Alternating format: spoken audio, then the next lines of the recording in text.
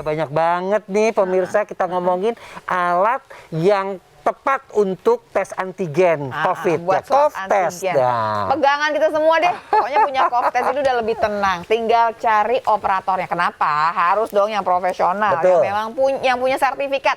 Mengerjakan supaya ntar dia kalau swab nasofaringnya juga benar gitu ya.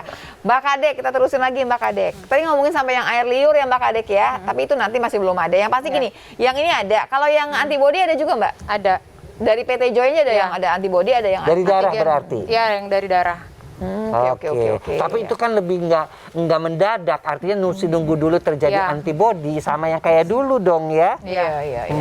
Tetap aja itu masih ada hitungannya. Dipakainya nanti kalau untuk yang antibody itu beda lagi, Dokter Boyke.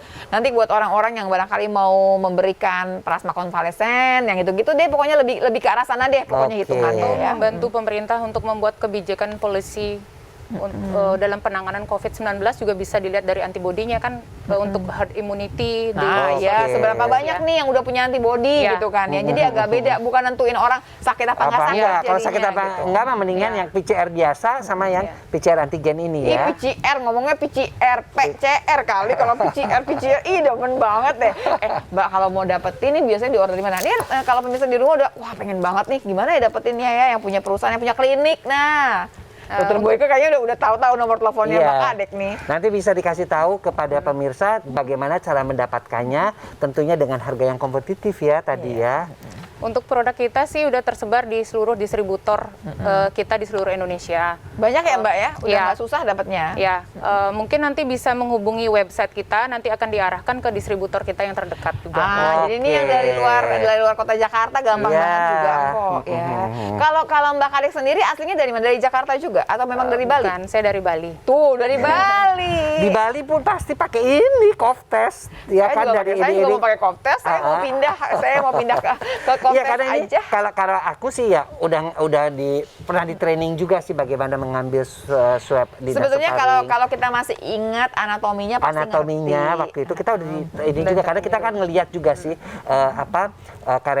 bidan, perawat, dokter yang dites untuk pengambilan swab kan dikasih sertifikat. Cuman kita nggak dapat sertifikat, cuma tahu caranya begini. Mbak dijelasin. Kadek, nih saya pernah ngelihat orang ya, dia punya alat untuk swab antigen ditaruh di kulkas. Nah, sampai saya bingung. Taruh di kulkas. Nah, Kan tadi sebetulnya 4, menyimpan yang benar itu tuh di mana sih?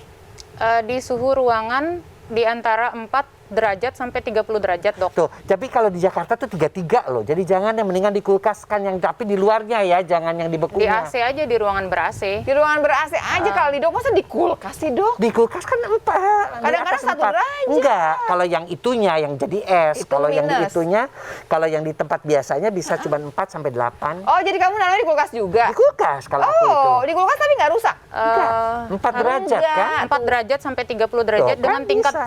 humidity atau kelembapan di bawah 80%. Nah, berarti Itu harus kering sih. Oh, harus Posisinya kering, jadi nggak di kulkas sebaiknya. Tapi jauh dari paparan matahari AC juga. kan kayak di rumah kan nggak selalu dinyalain. Ya kalau klinik harus menyimpannya di ruangan yang ber-AC sih. Iya, kalau klinik sih ya. Tapi kalau kan Oke. kadang-kadang kan tadi kita pengen Ada panggil yang mau ngotot nih, orangnya. biasa pemirsa kan Dokter Boyke kan suka ngotot nih. Kita Dokter pengen panggil Boyke taruh di- orangnya. Kita panggil orangnya, tapi kan itu pasti disimpan di rumah.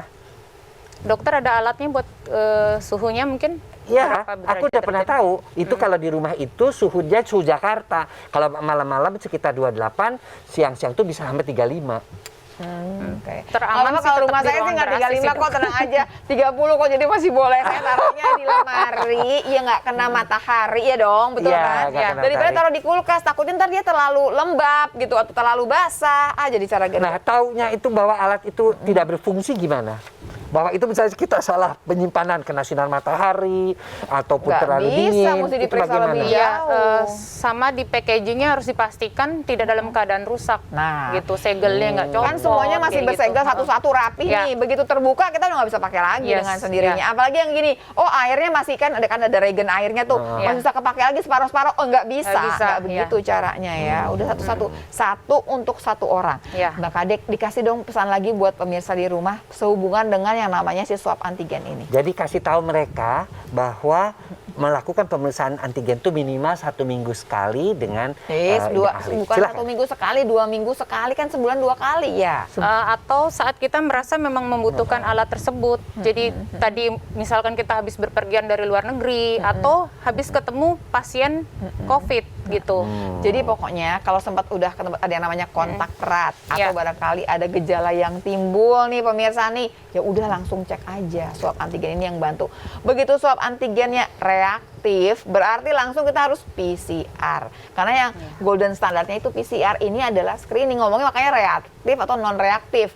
Tapi saya sih jarang ketemu ya kalau udah reaktif, biasanya PCR juga biasanya positif loh, Mbak. kalau ini udah positif Apalagi biasanya akurat banget akurat ya. banget Ini. Ini kan sensitif banget, spesifik banget, ya udah kalau itu ya udah. sebetulnya ya. Sekarang Mbak kasih tahu mengapa pemirsa harus memilih menggunakan Cough cough test. Apa kelebihannya? Silahkan. Cough test sendiri sudah memiliki izin edar, Iya. dan yang tadi saya ceritakan, kita keunggulannya di swabnya itu yang berbahan lembut, dan hasil validasinya sudah memenuhi standar uji dari Kemenkes dan standarnya WHO. Iya. Dengan sensitivitasnya di atas 97% dan spesifitasnya hampir di 100%.